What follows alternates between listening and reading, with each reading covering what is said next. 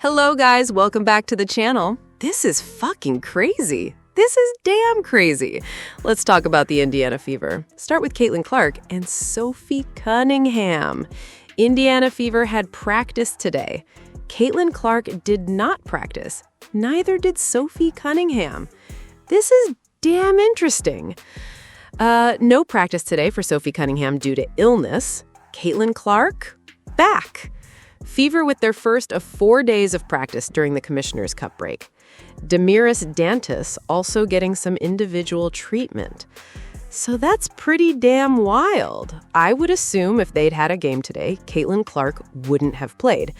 I don't guess Sophie Cunningham would have played either.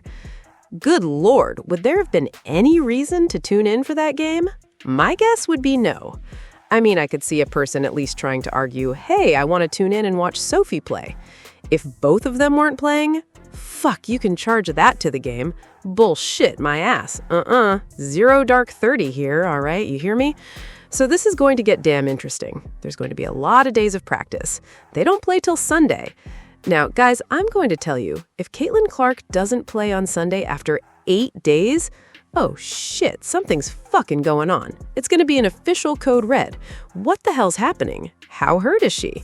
Is she, is this something besides an injury? I mean, honestly, is she trying to be traded out of town?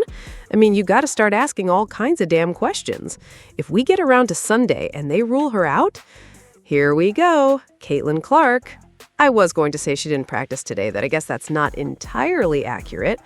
Caitlyn Clark, as they've been doing since she got in the league, has been isolated. Caitlyn Clark was doing her own individual drills. Does that sound familiar to anyone? Does that sound like last year maybe, where she's almost ready, she's not quite ready, and even when she's healthy, it's going to take time to ramp up before she can actually play a game. Forget the fact that she just played a game, because you all know how long it took her to ramp up, right? Why she was so damn bad when she played for the USA women's basketball team. Oh wait, no, she got MVP even though she hadn't played in a real game since July of the previous year, and that was in March. So here we go again. We're getting fucking strung along. We still don't really know what the injury is or if there is an injury. It's odd that she has these back problems that keep her out of games and yet there's no injury. That's damn interesting. So Caitlyn Clark not practicing. Sophie Cunningham's out, by the way, too, although I think it's for an illness. If you remember from last year, we got this a lot, right? She's doing stuff on her own. She's not quite ready for the team stuff. When she is ready, she's got to ramp up. That's going to take even more damn time. And they kept going. She's so close. It might be the next game. Oh, it might be the next game. It might be the next game. Keep buying tickets. Keep tuning in because Caitlyn Clark might be available for the next game.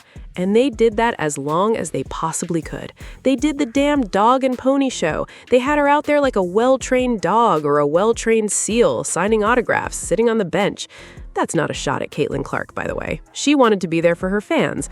I'm just saying the Indiana Fever were using her even though they knew she wasn't going to play. That's some bullshit right there.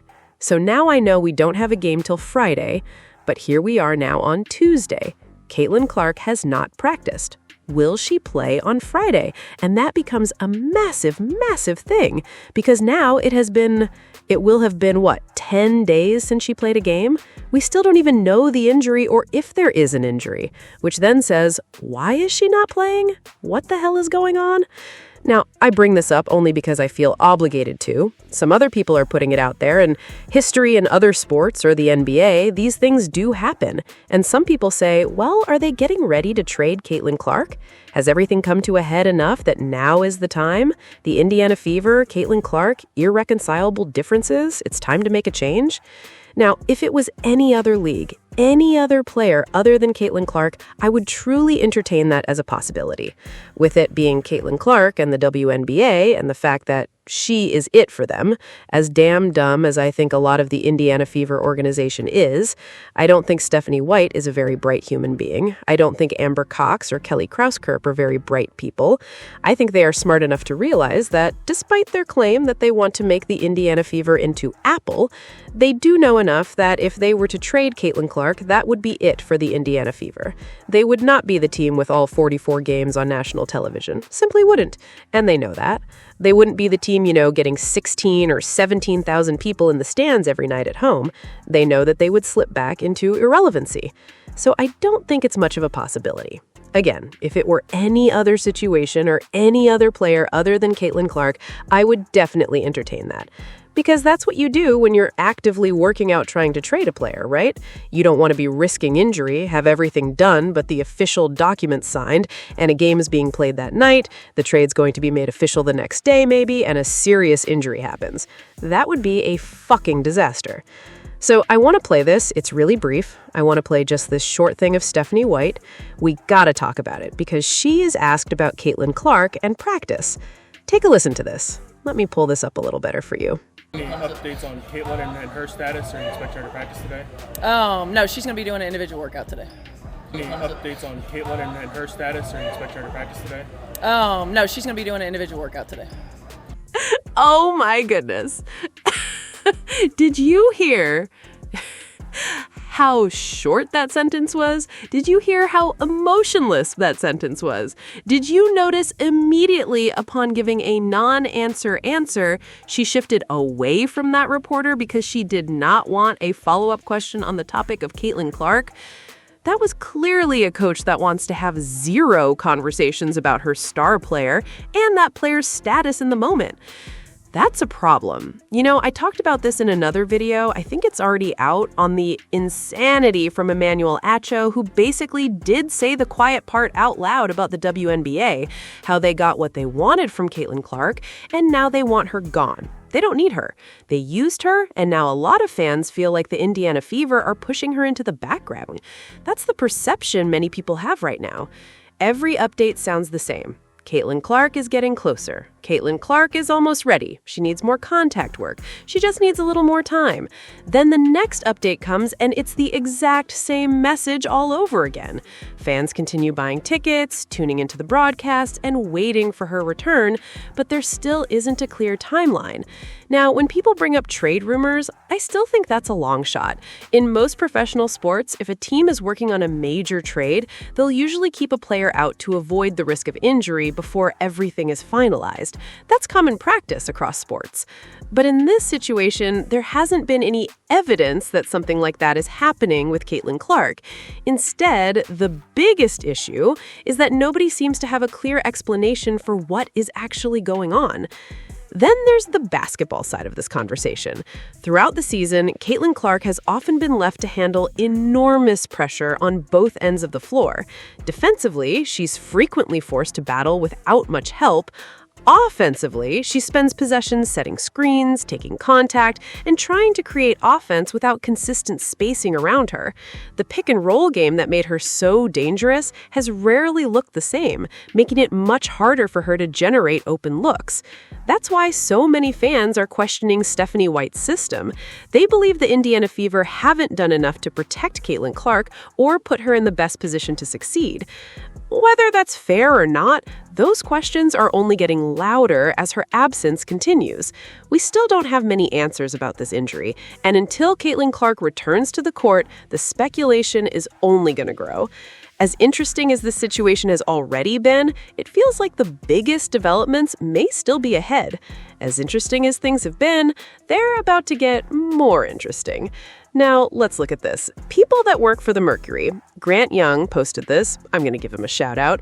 Blind squirrel finds a nut. People inside the Mercury organization can't stand this team. Rude, unprofessional, not friendly. Boy, they carry that over to the court, do they not? So USA Today's senior reporter, boy, we're a long way from Christine Brennan right here, Megan L. Hall, women's sports. Of course, she's got an Asia Wilson quote. Guys, you don't hate the media enough. So she decides to slam Sophie Cunningham over making these comments.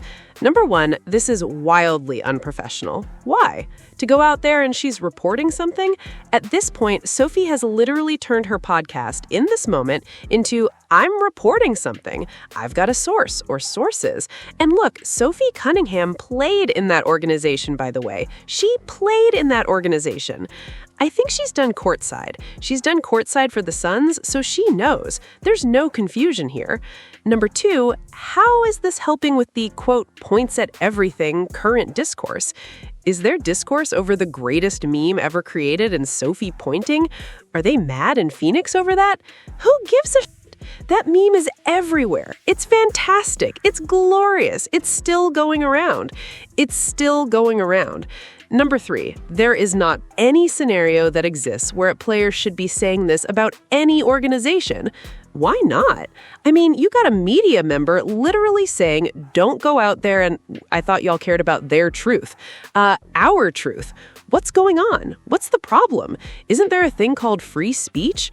Okay, so she ain't going back to the Phoenix Mercury to play. That probably won't happen. Maybe. They're out of shape because Sophie made some comments. God. Keep your eye on... Oh, by the way, as always, I'm going to say like, comment, subscribe, but here's also what I want in the comments. Let's have a little fun. Give me your greatest conspiracy theory as to Caitlyn Clark missing the last game and now not practicing with the team and just doing her own individual stuff.